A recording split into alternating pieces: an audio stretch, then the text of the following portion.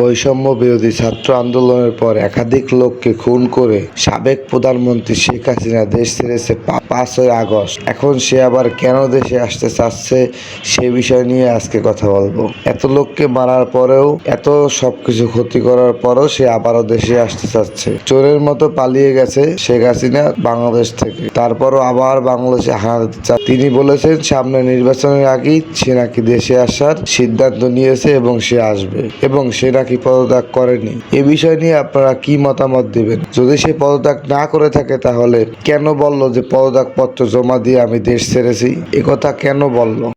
এবং সেনাবাহিনীর প্রধানও কিন্তু এক কথাই বলেছে যে শেখ হাসিনা পদত্যাগ করে দেশ ছেড়েছে, কিন্তু সেই এখন সুর বদলিয়ে ফেলেছে যে শেখ হাসিনা পদত্যাগ করেনি। যদি শেখ হাসিনা পদত্যাগ না করে থাকে তাহলে তাকে দেশ ছেড়ে পালিয়ে যেতে দেওয়া হয়েছে কেন?